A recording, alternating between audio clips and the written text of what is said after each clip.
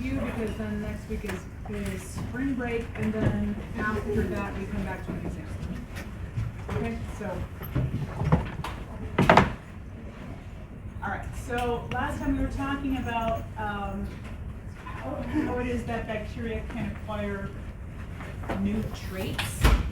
And we said that all traits are really expressed proteins, and the information for proteins, of course, resides on the DNA. So you're asking about how they get in your DNA. And so they can do it themselves through mutation. I'll have a slide about that in a second. Or else by taking up genes from a neighboring cell. Okay, so I just say taking genes from the guy next door. That's how I put it.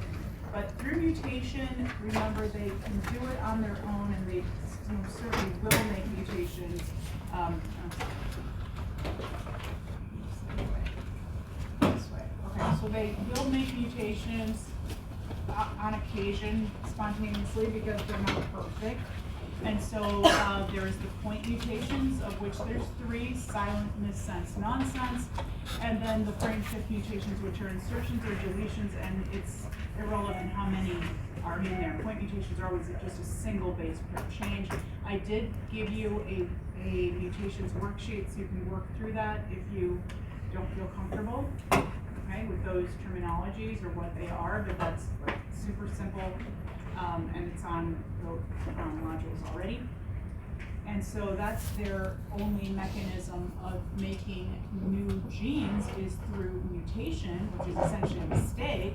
But we know that of all of the mutation types, point or frame shift, that really the only one that might work in your favor is a missense mutation, and that's only going to happen to be in your favor if so long as the change in the amino acid isn't too drastic. So keeping something that's roughly the same size or polarity might work out. Changes in polarity we know can be really bad, or size. Frame shift never works out. Stop, of course, does not work out. And silent, you're not even doing anything. Yes, there's a mutation, but end result, same protein. Okay, so then they can do it horizontally, and we spoke about the first 2.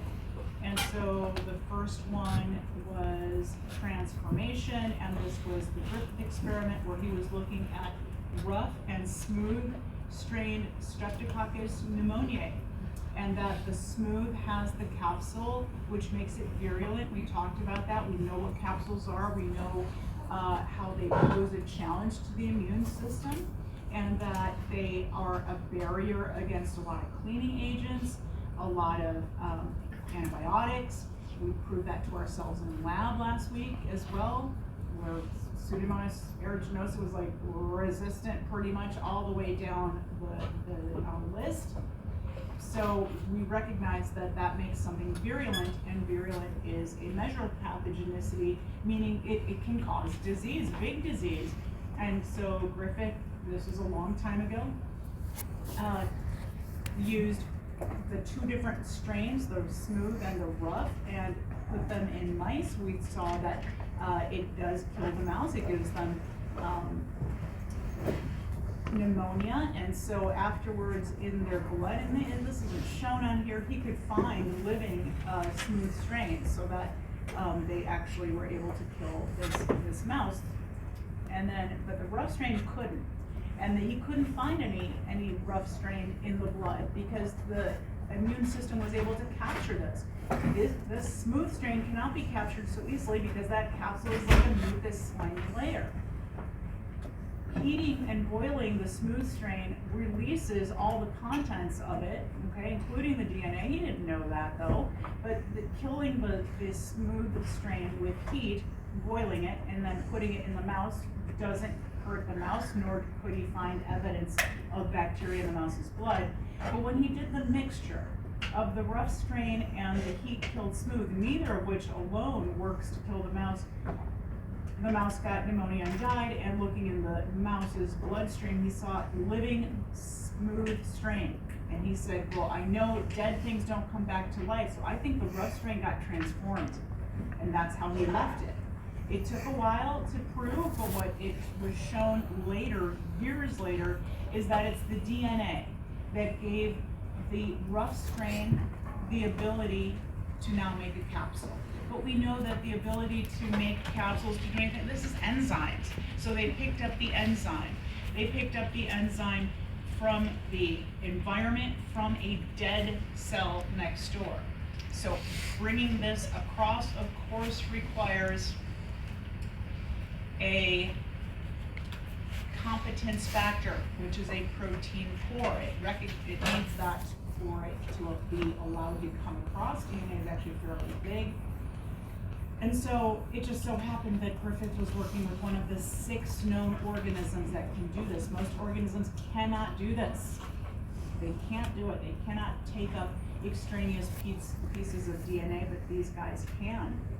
And so we are going to be doing a transformation in lab, and I'll come back to these slides on that date. We don't need to go over it now. We're basically going to force feed a plasmid into E. coli. Okay. Yes? You said it picks up an enzyme.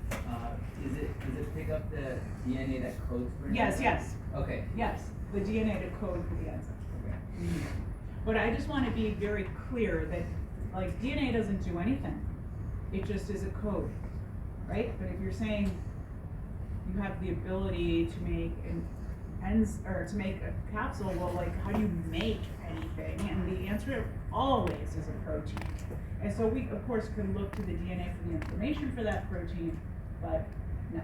Had they picked up the enzyme, let's just say they picked up the enzyme, enzymes are not passed on to the next cell, nor could they make another copy of that enzyme. They'd have to go back to the DNA to be able to do so. So even if they picked up the enzyme, that would have been a one-off. Okay, does that make sense?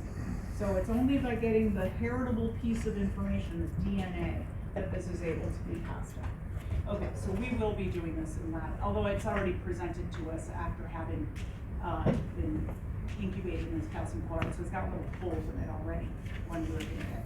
And so we said that a plasmid is a very, very small size of the bacterial chromosome. At a specific point of telling you about this, but it's not big despite all the cartoon imagery we're about to see.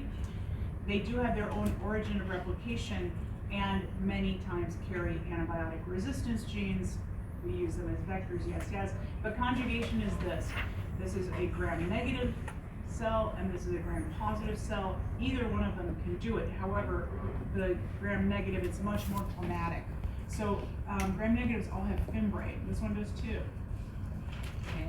But sometimes the fimbriae get very, very long and are called a sex pilus. They use it as a lasso to fish out another cell in solution and drag it close. Now the gram-positives can't do all that, but they do have sticky surface proteins and they bump up with another cell and exchange information this way.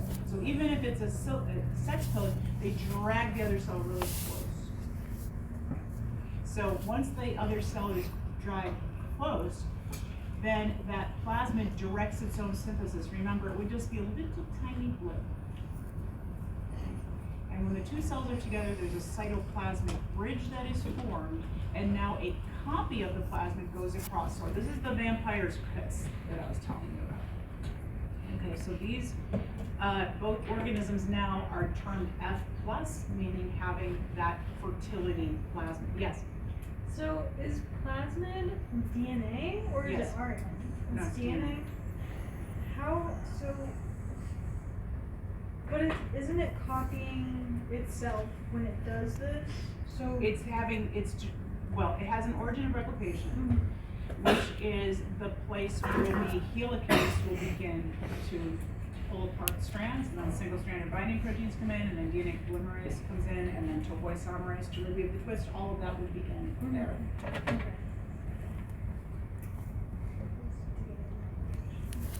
Yeah, so that's DNA replication, exactly. But it's just a tiny bit. It's not a big piece. So it's not the entire DNA. It's just a part of their DNA, like a It's not part of their DNA at all. It's extra chromosomal, so outside of their DNA.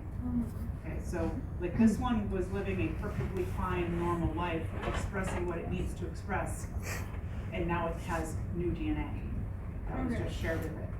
Okay, so it's just adding more DNA. Yes, but by doing so, all of the genes on this plasmid now are possessed by this new cell as well. And as we saw last time, the genes in question that we're interested in are the genes for antibiotic resistance. Which is a part of the plasmid. Yes, My question was like, you know how the mitochondria has like an origin story? Is yes. there like one for the plasmid? Like why is it there? This we don't know. We don't know. When we get to virus, we'll revisit plasmid because a plasmid is essentially a virus without the protective coat. We don't know what these things are. They're under this umbrella term called transposable genetic elements because we don't know what to do about it. And there's something called transposons, which is just, after many years of teaching, I've deemed it just, it's too advanced for this class. I'm super happy to talk about it, but it's just too advanced. Okay. Okay, so, Can I ask one more? yes, of course. Is the plasmid ever like, I guess, not good genetic information? Like never be negative to the cell that it's being transferred to? So like encode something to kill the cell or something? Yeah, like encode something to have it either be ineffective in causing a pathogen or something like that. Like, is there a way we could move plasmids over to almost deactivate the virility of the? Well, so yes, this is kind of like phage therapy, a little bit, but that's a virus that is used. Okay. The getting of a plasmid into another cell is tricky because you have to have this pilus made and all of that, so that plasmid has to retain that information on it at least. And we could put some other gene in there to kill off that cell, but it's like, you need to kill a ton of them. So, like, and you want this propagated, it's kind of like you want it all to happen and then for you to flip the switch somewhere now that they all have it. But we don't have that kind of technology right now.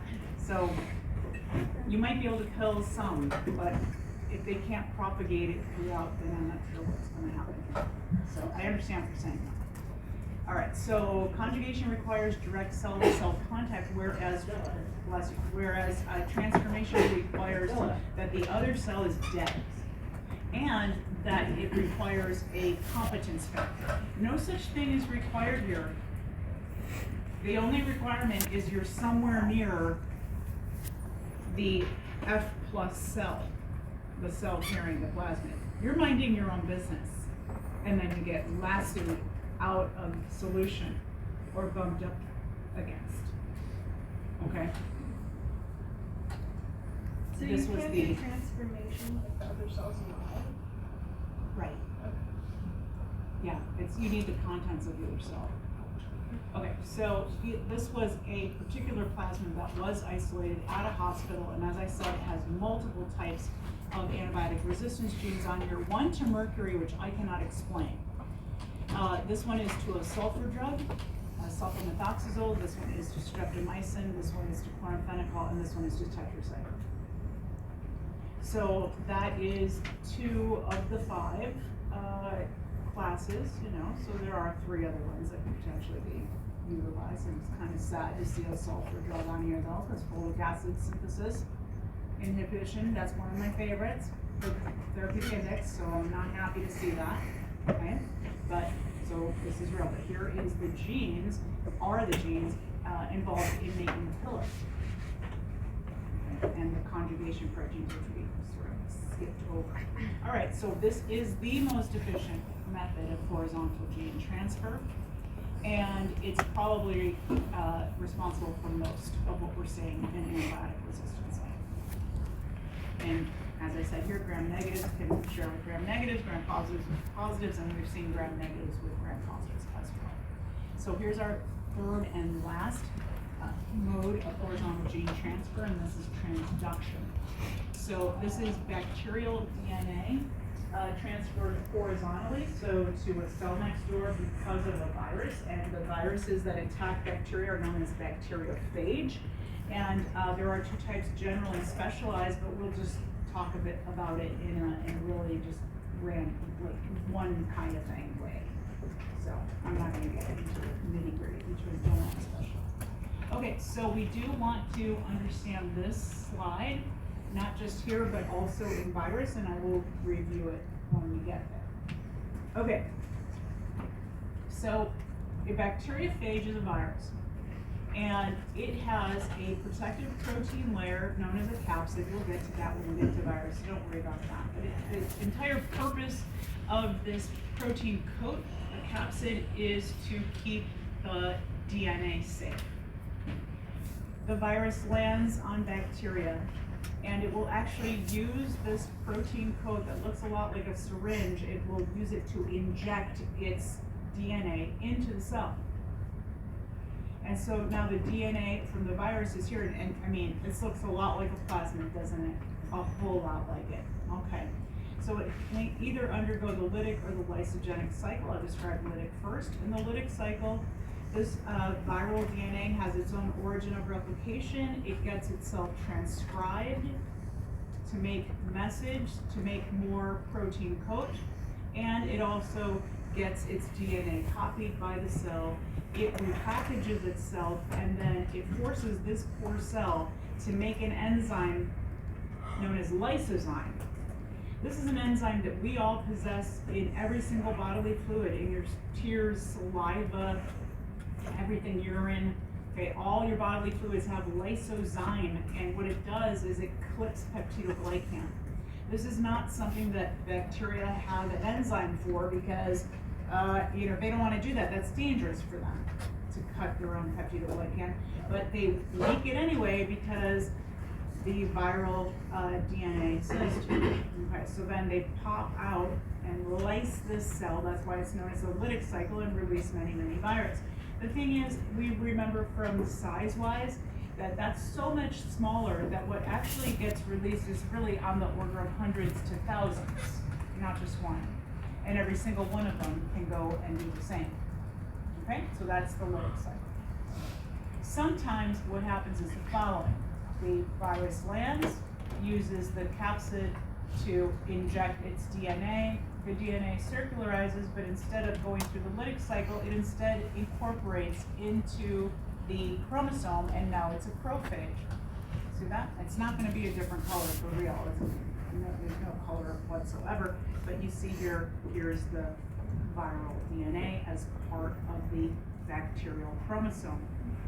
And so now the bacteria, in 20 minutes, 40 minutes, depends, copies its DNA prior to binary fission, and so now it has two cells that each are carrying the viral DNA kind of secretly. This will continue on for a really long time until we get to this arrow here, which if you have it printed out, you might want to write the word stress over that arrow. When the conditions for the bacteria are stressful, right, and we know what that is because we're talking about the conditions they need for growth. So if it's suboptimal temperatures or above optimal temperatures, if it's not the right osmotic pressure, if there's too much oxygen, too little oxygen, no nitrogen, no carbon, like all of the things that they don't like, then to the virus, this is a terrible host. It doesn't want to be here anymore, and it excises its DNA. So see how it's pulling itself out of the chromosome, and now it undergoes the lytic cycle. The thing is, though, you're not talking about one infected cell. It could be a lot. You know that bacterial cell division is exponential. So this could be thousands suddenly releasing. Okay? This is the lytic and the lysogenic cycle. We will touch upon this again when we talk about virus because these are amongst the best understood virus that we know. And it also serves as an excellent model for us for the acute stage viral infection that humans get and the chronic or persistent that we have. So these are models, they are not identical. This is what's happening to bacteria. I still haven't told you how this is an example of horizontal gene transfer, but we have to know this portion to understand it. Okay, so this is a better picture of a bacteriophage because it really does look like a lunar landing module. It lands onto a cell and squirts in its DNA. Here is the host chromosome.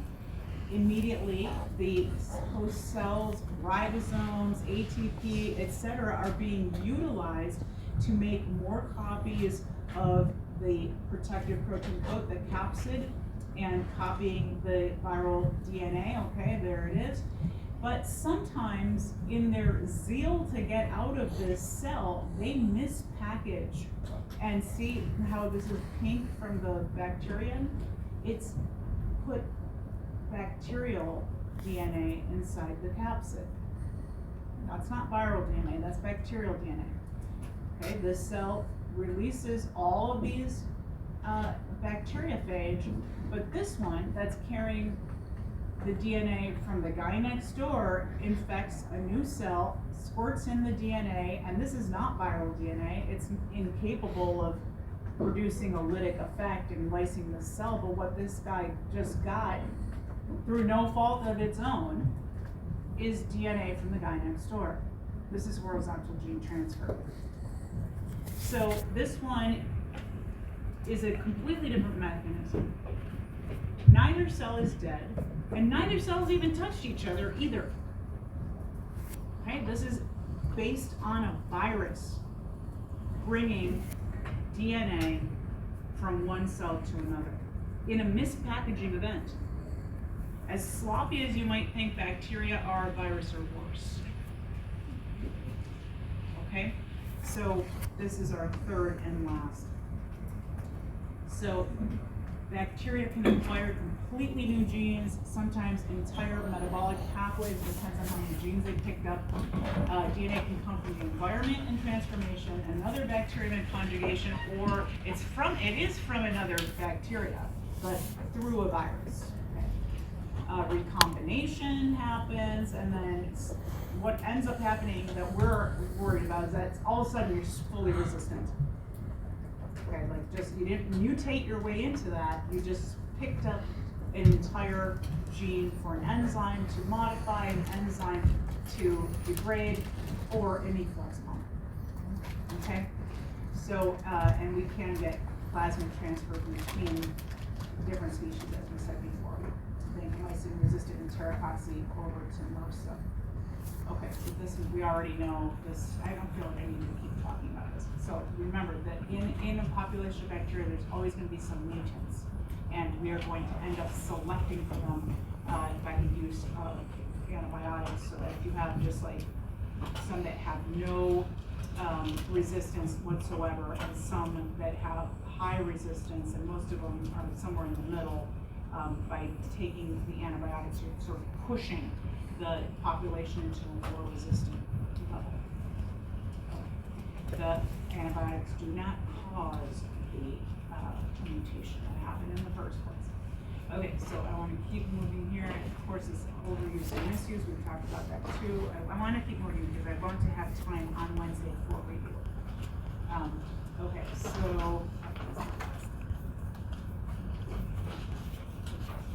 Certainly had a slide about the five mechanisms of antibiotic resistance versus how you could get them. Basically, if you're making a single point mutation and the missense works in your favor, that could be seen in reduced permeability or changes to the target active site. The other three mechanisms are horizontal gene transfer, and we know that the most common of those is conjugation. Okay, picking up entire genes. All right, so let's look at this document. When is it beneficial for bacteria to acquire mutations when it is not beneficial? Okay, so it's only gonna be beneficial in the single event that the missense gives you an amino acid that's close enough and now changes an active site or permeability or something like that.